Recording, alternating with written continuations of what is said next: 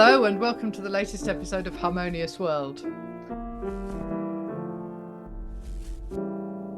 My name is Hilary Seabrook. If this is your first time listening to this podcast, you should know that it's built upon a Quincy Jones quote that goes something like, "Imagine what a harmonious world it would be if everyone shared a little of what they're good at." So I ask musicians to tell me what they are good at and why that makes the world a little more harmonious. There are some great episodes in the past that you might want to look up. I've interviewed some incredible musicians, from Maria Schneider to Claire Cope, Christian McBride, Tara Minton, some just amazing musicians. So please do check out some of the past episodes. I feel bad now having mentioned a few of them because there's so many. Well, over 275 now. So what you're listening to now is Sunbled Sky, which is taken from the latest album, Life Like Violence, from David Handler, who is a composer and a violinist. David also is co-founder of Le Poisson Rouge, which is apparently a boundary-breaking venue in New York, which I really want to get to now. So Le Poisson Rouge has been in existence for over 15 years, and this debut album from David, Life Like Violence, is sort of acoustic, electronic music, but it's really interesting, and I hope you enjoy listening to my conversation with David.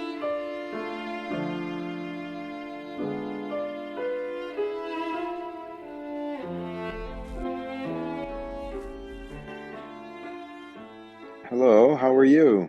Yeah, I'm good, thank you. How are you? Good. Thanks so much for making the time today. Well, ditto. So I love this album. Oh, right on. That's fantastic. I'm glad. Yeah, yeah, It's a thorny little guy. it really is. It's not designed as background music, is it, It David? it certainly is not. It's meant to be as arresting as possible. Yeah, and I think it does exactly that. It stops you in your tracks, doesn't it? Good, good, good. Mission accomplished. Absolutely. Yeah, brilliant. So let's launch straight into it then. So when did you write these pieces? They're sort of all over the map. I tend to like the incubation time of a piece of music and like to sit with ideas for as long as possible. Of course, if there's a deadline. Solstice was a commission by the Naumburg Orchestral Concerts series in Central Park. And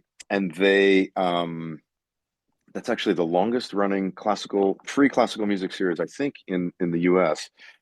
So a great mission, a great location. And so that one was written kind of under the gun. It's the longest piece on the album.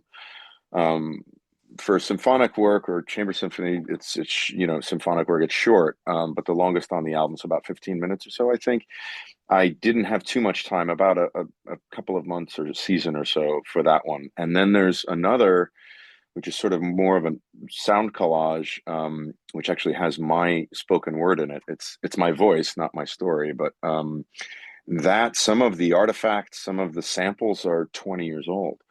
On that one. So yeah, kind of all over the map. And they were not designed to be they were not written for each other or to be complements of one another as part of an album per se. But the instrumentation is drastically different on each, which made it very difficult to try and envision, reproducing live.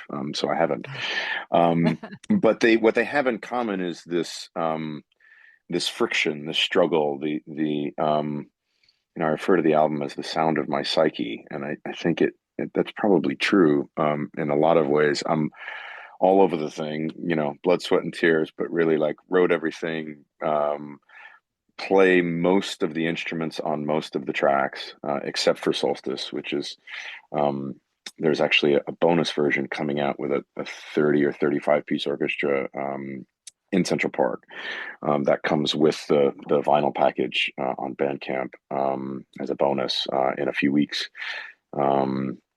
So the album is out, but the bonus track will come out on the solstice, summer solstice, in June 21st, I believe. But the recording that's on the album is as stripped down as it can be, but a dectet. So that's not all me, but the others pretty much are, and it's very intimate in that way. And my inner dialogue and even my spoken dialogue is even makes an appearance on one of the tracks. And so I think that intimacy and that violence, that inner tumult, that I think we're all trying to come to terms with is what unifies all of the pieces on the album. Yeah, and obviously calling it Life Like Violence, which is the name of one of the tracks as well, is Yeah. it gets to that, doesn't it? It gets to that sense of, when life isn't, I don't know, when life isn't always easy, Yeah, perhaps, exactly. Right.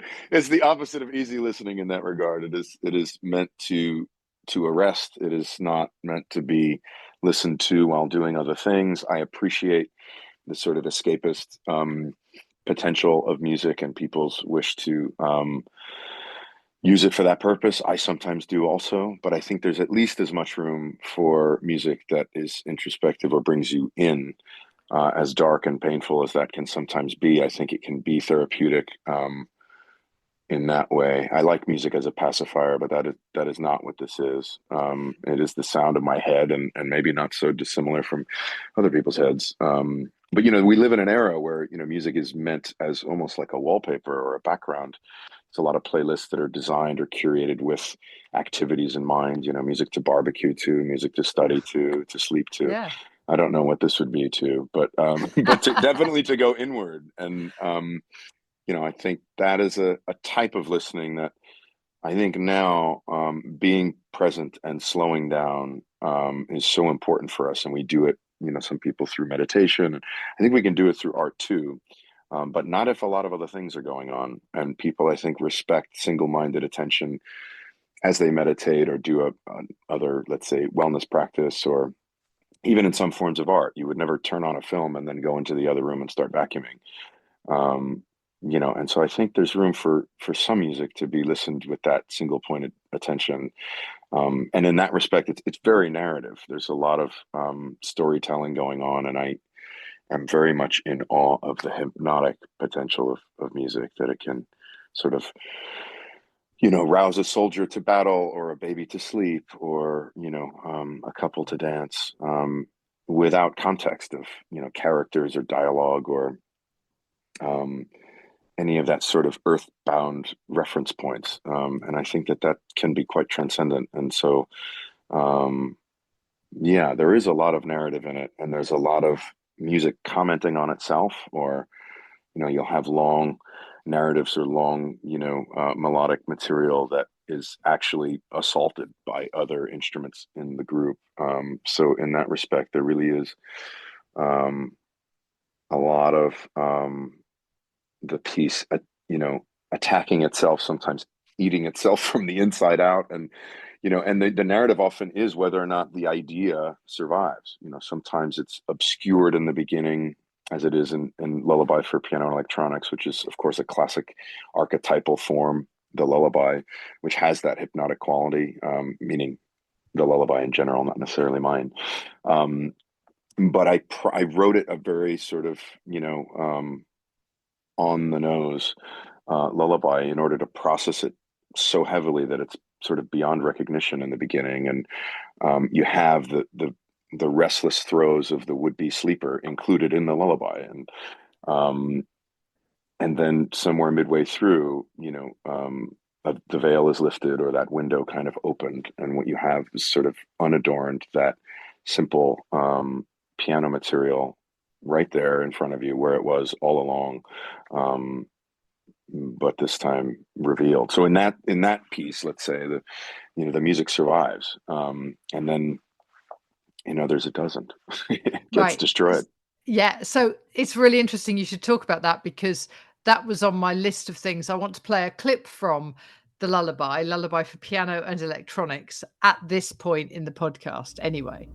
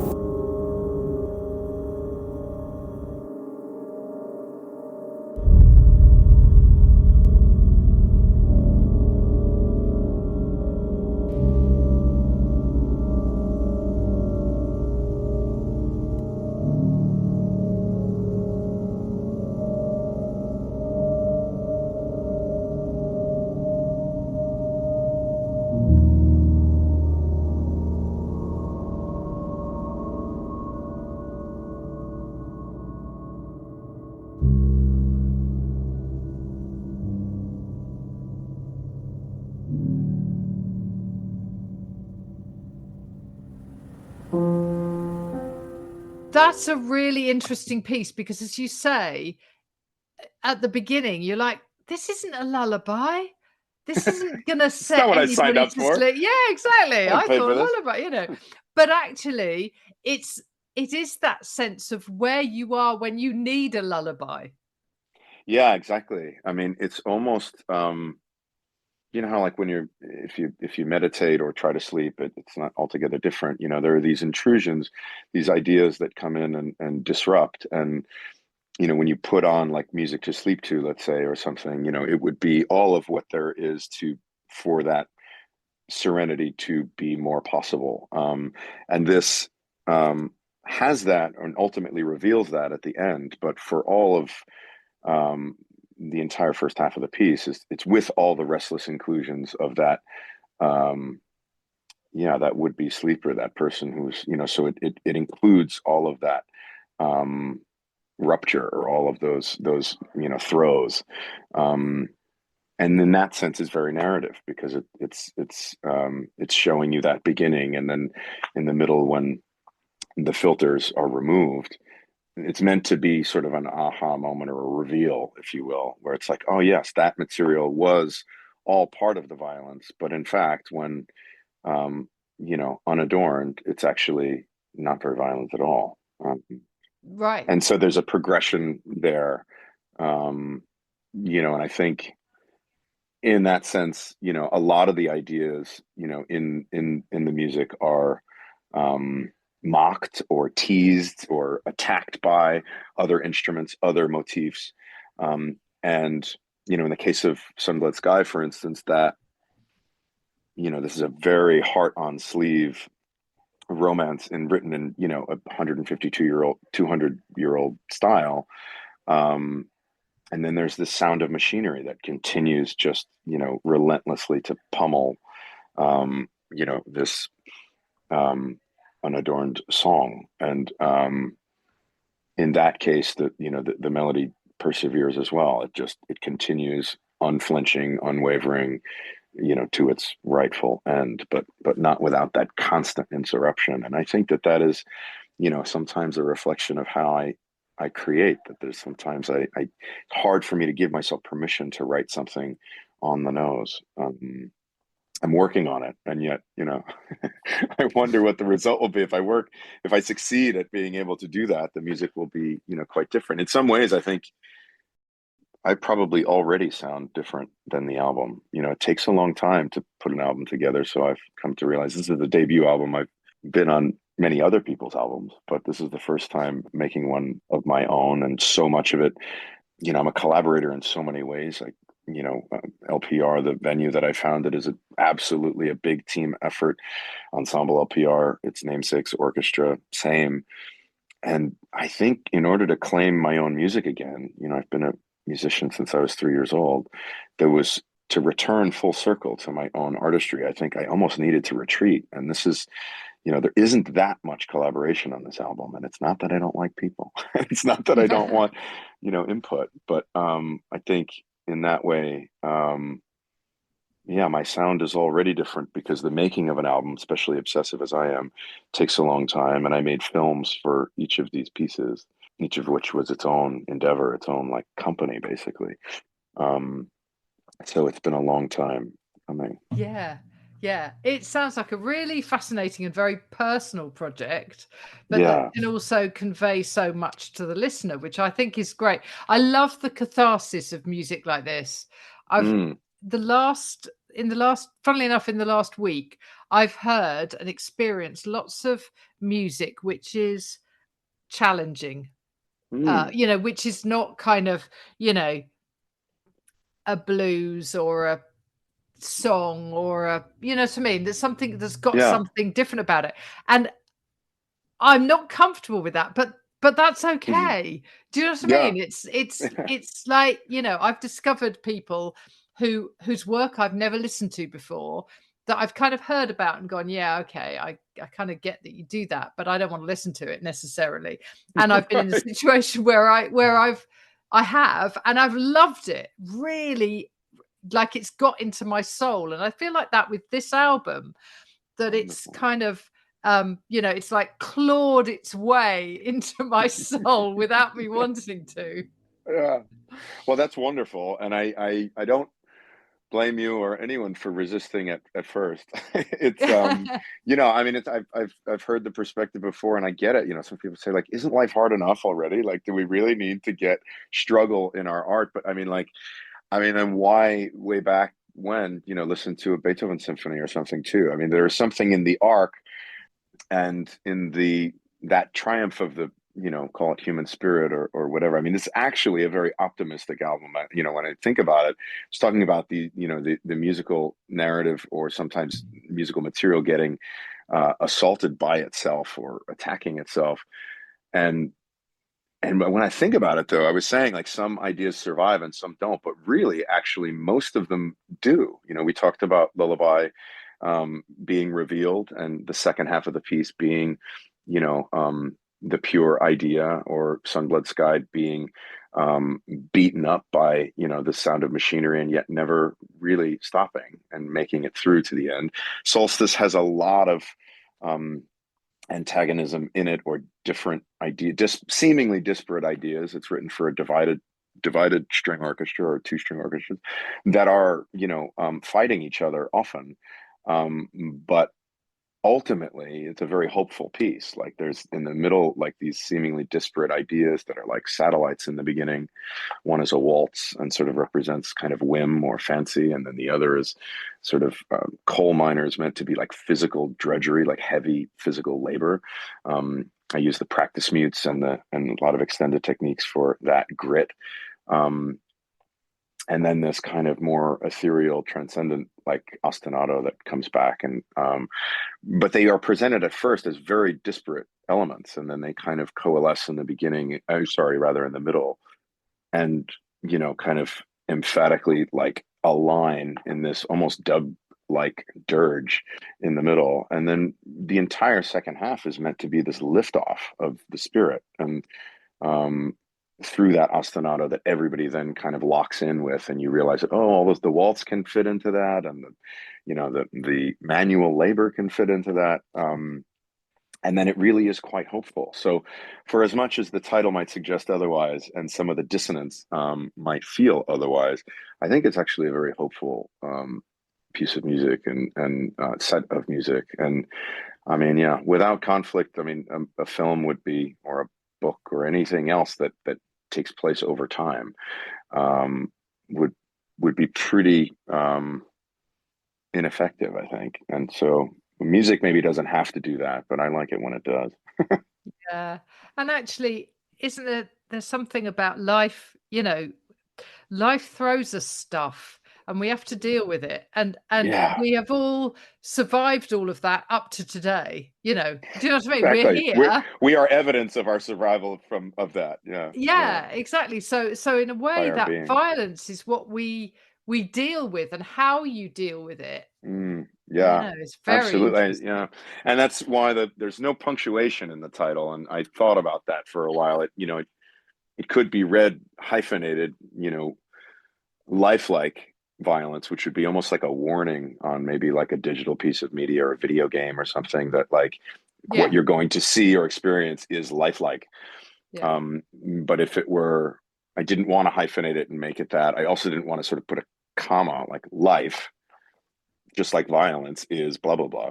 yeah. So I liked that it was sort of deliberately ambiguous in that way. But in either case, it's um, meant to recognize that it ain't all roses. No, absolutely. No, and I think what you've created is rather wonderful. So am I right in thinking that you recorded it at LPR, Le Poisson Rouge? No, some of it. So Sunbled Sky, the music was recorded at LPR. Myself on violin, and a good friend Orlando Alonso playing piano, and Solstice, which is as stripped down as it can be. One player per part, so a dectet, or sort of like two rival quintets. That was also recorded at LPR. for a Daniel Lanois show, actually, with Venetian snares. So like a very different, weird sort of context. And then the films, Sunblood Sky, is set to um, wrestling. And so I'm serenading two wrestlers that are meant to sort of depict or personify the physical, you know, struggle that otherwise would be, it's symbolic, I suppose, but the dance that is a struggle into being within a relationship, and how that can be, actually very almost sensual, that fight, and what it means to, to make your way with another person in life. And so depicting that um, physically was a wild idea that the director that I collaborated with had. And that film was shot in LPR. So two of the pieces, audio only, um, and then one of the films, were at LPR. Right. So talk to me about the club itself then. So it's been going for a bit under 20 years, is that right? Yeah, that's right. Yeah, I think this year is 17. Wow. Yeah, it was Father's Day 17 years ago, I remember, because I was very pleased to have my dad there with me when we first opened up. But yeah, it's I think very much a response to something about leaving the ivory tower of a conservatory. I played the violin since I was 3 years old. I was composing music not too long after. I went to a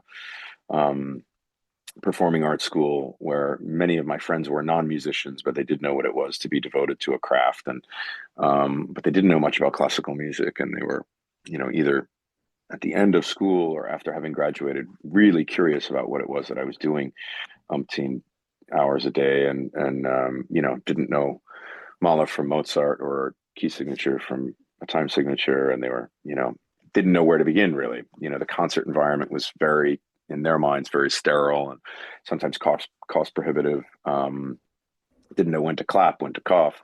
It was all of these artificial things that were, or let's say surface things that were, preventing, my community, from embracing that which I had this almost religious devotion to. So I started making, curating playlists, if you will. And it was, they weren't really playlists, it was mix CDs, just to date myself. But, and I found invariably that friends of mine that listened to metal, if you give them Petrushka or Rite of Spring, they would just, come back and be like, I had no idea classical music could have this kind of grit or this kind of muscle or, dissonance.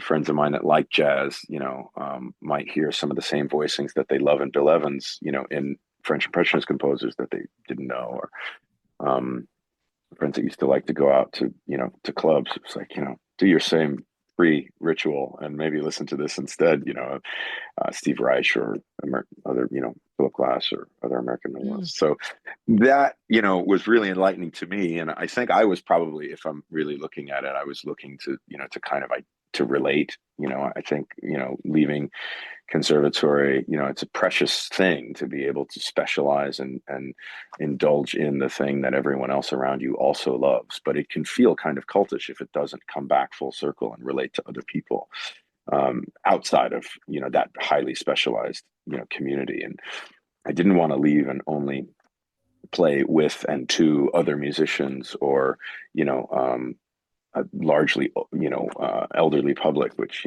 it's great that they want to listen, but it really, for a while there, was seeming like that was it. It was either other Yeah. musicians or, people 65 plus, and there's at least room for other people to get involved. And I felt like it was a problem of packaging more than content that was disassociating younger listeners. And so, I mean, from really early on, like when I was preteen, probably, I had always wanted to open up basically a culture club, a nightclub, an artsy nightclub. And then, learning about Jean Cocteau and, Paris in the 20s, wanting to basically create an environment where this music could be more viscerally ingested or viscerally experienced. I love the purity of a impeccable acoustic in the concert hall, but I also feel like, a lot of this music, chamber music in particular, was premiered in an environment that much more closely resembles what we would think of as a jazz club now.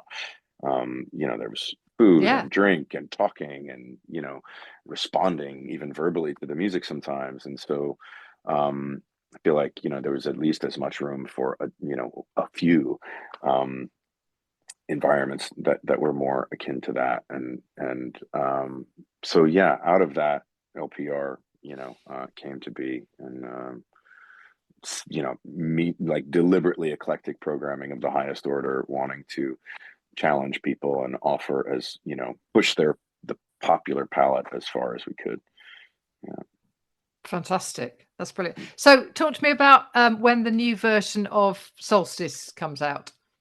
It will be out on, I believe it's the 21st of June, which is a This Friday, one, yeah. and also the summer solstice. So, I think a fitting time for that to come out. And there's a lot of the environment in that recording, which I love. It just didn't belong on the album because it is a studio album.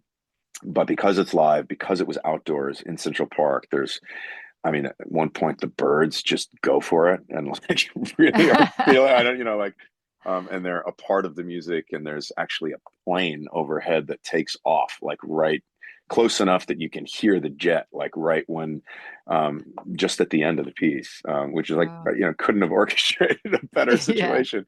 Yeah. So yeah, that, I like the one that's on the album for it's terse, tight, like very, impactful, immediacy or proximity, but I really loved this one too. And so yeah, it's a bonus track that's included in either the vinyl package, which comes with a download, or just the download, that are on Bandcamp. And that will be, yeah, I guess that's just a few weeks out now that will come out. So Yeah, absolutely. Thank you so much for joining me on Harmonious World. It's great to talk to you. Oh, I had a great time, Hillary. Thanks so much for your interest and for having me on.